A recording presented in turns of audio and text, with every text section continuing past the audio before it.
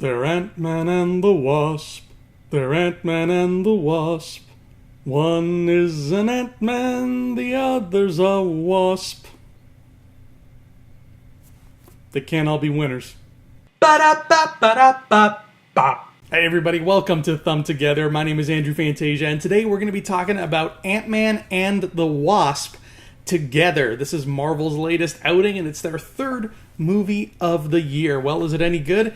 That's what I'm here to tell you. As always, if you enjoyed this video, please feel free to give it a thumbs up and give some love to that subscribe button as well, so I can keep reviewing more Marvel movies, because there's going to be like 2,000 more. And I'm okay with that. So how does Ant-Man and the Wasp hold up to its predecessor? How does it hold up with the MCU in general? Well, as you've probably guessed, it is a much smaller, pun intended, story than Infinity War. You know, this isn't some galactic, ginormous, epic quest for the fate of the entire population of the universe. It's not that. It is a story about Ant-Man and the Wasp. So don't go in expecting more big Marvel huge moments, because that's not what this is about. Right off the bat, the movie does a very good job of explaining why we don't see any of these characters in Infinity War. And it makes perfect sense, and it's not a spoiler or anything to explain to you why this is, but because he showed up in Civil War, wrecked up shop in Germany in that airport, Ant-Man was put under house arrest by the FBI. And for, I guess, 3 years, however long it was from Civil War, he wasn't allowed to leave his home. So that right there sums up why we don't see Scott Lang. But what about Hank Pym and his daughter Hope? Well, they were also in trouble with the FBI because the Ant-Man technology for that suit belongs to Hank Pym. So once the FBI saw somebody wearing it, they're like, okay, you're under arrest, and whoever built that suit you're wearing, they're under arrest too. So the two of them have had to be on the lam for 3 years and kind of living in hiding. So that's why we don't see any of them in Infinity War. Bada bing, bada boom, done. That's perfect as far as I'm concerned. That's fine. That's all the explanation I need. We're cool. Where the story picks up, Scott has, I think, 3 days left in his house arrest before he can finally go out and be free again. And we've established off the bat he's got a great relationship with his daughter still. She comes over all the time and they hang out and they play, and it's really cute. Him and his daughter are just adorable. And his relationship with his ex-wife and her new husband is great. You know, they hang out, they're friends, which is really cool. I like that. And he's pretty much been living a nice, relaxing, quiet life since Civil War until trouble brews. And that trouble comes in the form of what Hank and Hope are doing. Since Ant-Man left the quantum realm in the last movie and came out of it unscathed, Hank has been like, well, damn, my wife got stuck in the quantum realm. She's been in there going on 30 years now. Maybe I can get her out too. So he has been building a tunnel. Ever since the end of Ant-Man 1, he's been busy building a tunnel that he could use to travel into the quantum realm and get his wife and bring her back, theoretically. Now, the character of his wife, Janet, is played by Michelle Pfeiffer, and she's been in all the, the trailers and everything, and she's on the poster, I think. Michelle Pfeiffer, it's no secret that she's in this movie. However, I think I need to say that if you are excited to see Michelle Pfeiffer's character, Janet, do not hold your breath. She has maybe 5 minutes of screen time in the movie. Maybe. She's there for a very short period of time. And that's not a complaint. I mean, we have plenty of characters to tide us over. But it's just, it seems like they were pumping Michelle Pfeiffer out there during the advertisements, and I want you to kind of curb that enthusiasm. If you're a huge Michelle Pfeiffer fan, just kind of know that going in. You're not going to get a whole lot of her. But that's okay, because the movie is already chock full of a lot of stuff, and that's what I like about it. I like when movies have a lot of different things going on and a lot of different balls in the air, in a sense. This movie does juggle a lot of stuff, and it does it pretty well. Granted, they're all kind of focused on the same thing, so that makes it a bit easier. But, I mean, you've got Scott and Hank and Hope. You got our 3 main heroes, and they're trying to do what they're doing. You've got Scott's 3 friends there, Michael Pena and the 2 other guys, and they're still around, and they're still funny, and they're doing what they're doing as well, and they get thrown into the mix. Then you've got Bill Foster, the character played by Lawrence Fishburne, and he's in there, and he was Hank Pym's old partner / employee way back in the day. The two of them made some science together. Then you've got the villain, Ghost, and she's around and she's trying to do something very dastardly. And then you've got this other set of villains led by Walton Goggins, and they are, I think, a gang of arms dealers. I think they're arms dealers. That's the message I got from them. And on top of that, you've got the FBI, who is very suspicious of Scott, and they keep thinking, oh, Scott is going to break his house arrest and he's going to do some more damage. So they're always sniffing at his heels and trying to catch him in the act of something, and they're trying to catch Hank Pym and the Wasp because they are wanted felons as well. So all these things keep swirling around each other. You know, you focus on the three main heroes, but they're orbited by all these crazy characters who keep coming into the mix. Now, I want to talk about the villain, Ghost. I was excited going into this because Ghost seemed like a really cool idea, and when she shows up, she is genuinely very creepy. She's one of the scariest villains the MCU has had so far. But at the end of the day, I'm sorry to say, I don't think she's one of the strongest villains in Marvel, because the more we learn about her, we get to a point where we sort of learn her backstory, and she kind of spells it out for us. And after that point, she is still the villain of the movie, but she just kind of takes a step back to all the action. The movie's not about stopping her. The movie is about saving Janet Van Dyne from the quantum realm and escaping the authorities, and she just kind of is a wrench that gets in the way of that. She just kind of shows up and is like, I'm going to stop you from doing what you're doing. And Ant-Man and the Wasp are like, no, you're not. Go away. So she doesn't really pose a huge threat, even though her powers are very terrifying. And I wish they played more with those powers, because she can phase through stuff. And there's a moment where she phases through somebody's body and threatens them and says, if you don't give me what I want, I'm going to unphase, and then my hand is going to be in your body and you will die. Simple as that. And that's terrifying. But that's the only time in the movie where they really played with the idea that she does that. Other times she just kind of spins around and kicks people and it goes whoosh, whoosh. So they didn't utilize this character to the best of her ability, unfortunately. And I really wanted to like this villain because I like the look of the villain. I like the actress. I think she's really cool. She just didn't deliver on the goods. The bad goods. But we do have Walton Goggins as the other villain, and he's just kind of throwaway too. I mean, he's just this cowardly guy running around trying to steal their shit. So the villains in Ant-Man and the Wasp were not, they're nothing to write home about. They're no Killmonger, they're no Thanos, they're no Wilson Fisk. But they were fun. I'll give them that. I love the idea of seeing big things become small and small things become big.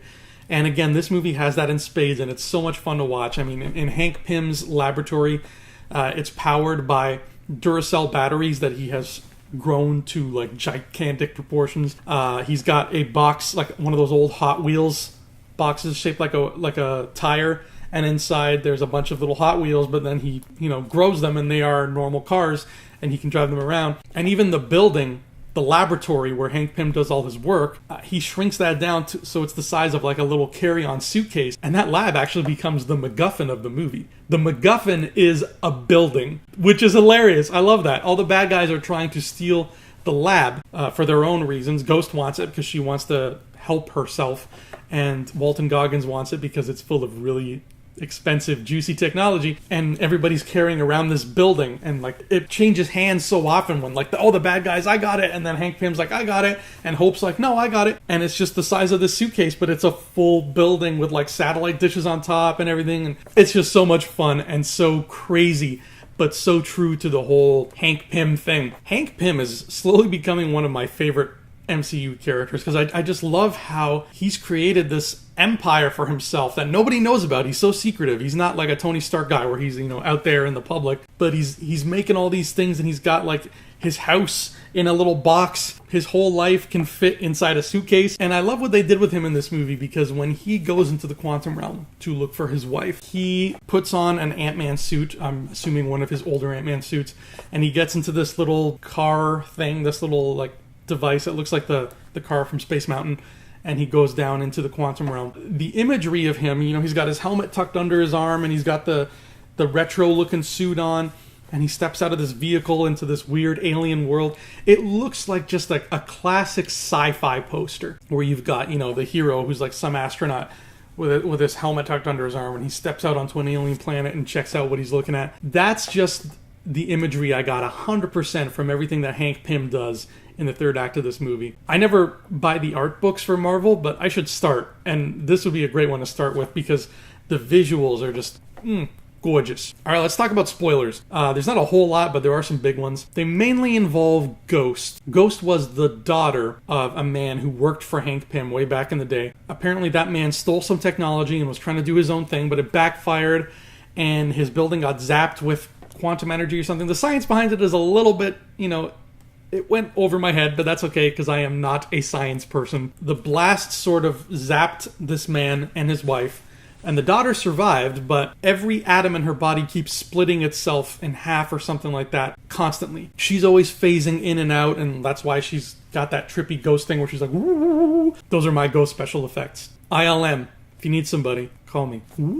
And she explains that when this happens, like, she's in constant pain. She is always hurting. And the suit was supposed to help her stabilize that, but it doesn't really do that. And the suit was built for her by another ex-Pym employee, Bill Foster. And we get that reveal where Lawrence Fishburne's character has been working with the ghost to try to help her. Now, Lawrence Fishburne never comes across as a villain in this movie, really. I mean, he gets in the hero's way, and it's a big reveal that he's working with the villain, but he's not really doing anything bad. He's just trying to help this girl that he's been taking care of. If there are villains in this movie, it's Ghost and Walton Goggins, but like I said, Ghost gets to a point where she's not really doing anything that the heroes need to stop. She's just getting in their way. They're trying to do a thing, and she's trying to stop them. And so it's kind of anticlimactic like that. Like, she doesn't have a master plan or anything. She's just like, I want to cure myself because I am in constant agony, which makes perfect sense. That's fine. And at the end of it all, when they do find Michelle Pfeiffer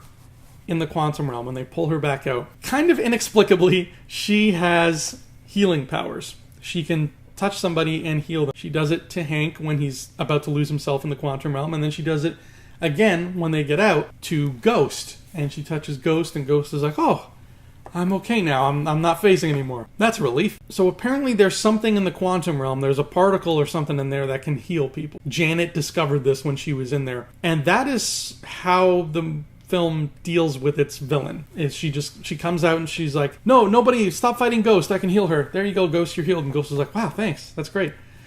So it's not a very... if you're expecting like hero versus villain, SmackDown Ultimate Edition, you're not going to get that. There are a couple of fights between Ant-Man and the Wasp and the Ghost, but they're not, anything to write home about either. So it was not the greatest villain story in this picture, which is okay. Then there is the post-credits scene. There are two post-credits scenes. One of them is very, very short and just, played for laughs. It's not, you're not supposed to be like, oh, I gotta write this down in my diary because that's going to be important in the canon. It's not that kind of scene. But the other scene definitely is. And it's a very long scene, which I like. I like when post-credit scenes, they got some beef to them. Our four heroes now. You've got our two Ant-Mans and our two Wasps, and they are getting ready to venture into the quantum realm again to find these particles that heal people. And they send just Scott. Scott is just, he goes in, and the other ones are kind of keeping him tethered. And he goes into the quantum realm, and he's there, and he's like, okay, I got my particles, now you can pull me back anytime. And his radio goes dead. And he's like, guys, you can pull me back. And you don't hear from the other guys. And you're like, what's going on? What's happening? And then they cut back up to the normal world, and Hank, Hope, and Janet have all been turned to dust by Thanos. And poor Scott, you just hear him over the radio. He's like, guys, he's freaking out. And that's the last we see. Wow. All three of them. That is harsh, man. That is really harsh. So now Scott is stuck in there for God knows how long. Is he going to get out in time for Avengers 4? I hope so. But oh my God, that's what a sad ending. These three characters just die, and then he's stuck in the quantum realm. Oh my God, this needs to be explored more. I mean, we spent the whole movie trying to find Michelle Pfeiffer so that family could become one again. And now that they're finally one, the snap happens and they're gone. And to top it all off, Scott is trapped. I would say I'm more curious to know the resolution of this story than I am right now with, like, what's going to happen to Iron Man and Captain America. Like, this is a very dire situation. But that scene was just terrific. And again, a testament to how great a job Marvel does of tying all these films together and making it cohesive. But that is Ant-Man and the Wasp. I don't know if I would say it was better than the first. I'd say it was pretty much on par with the first. The villain in the first, I think I prefer. Yellow Jacket he wasn't a great villain either, but he just sort of made more sense as a villain than Ghost did. I mean, she was just more of a pest than anything else. Like, she was just getting in their way, but she was scary. Personally, I think that they have just done a great job with how they've handled the Ant-Man powers and being creative about it. I love that in the first Ant-Man, all we ever saw him do was shrink, which is fine. And then in Civil War, they up the ante, and it's like, okay, now he can grow too. That is perfect. That's the next logical step. So in this one, what I love that they did was his suit is sort of malfunctioning. So he's not only growing and shrinking, but he's growing and shrinking sort of out of his control, and sometimes to weird heights. Like, he won't just shrink to be like ant size anymore. He'll shrink to be like 1 foot high, and he'll be like, oh crap, now what? Or he'll grow uncontrollably to 70 feet. So they have so much fun with the powers, and they keep taking it to new places every time we see Ant-Man. And I think that is brilliant. But that is Ant-Man and the Wasp. It is a very good addition to the Marvel Universe. You will enjoy yourself. I mean, there's nothing really to not enjoy in this movie. It's fun on the bun. That's Thumb Together. I'm Andrew Fantasia. Thank you so much for watching, and until next time, adios.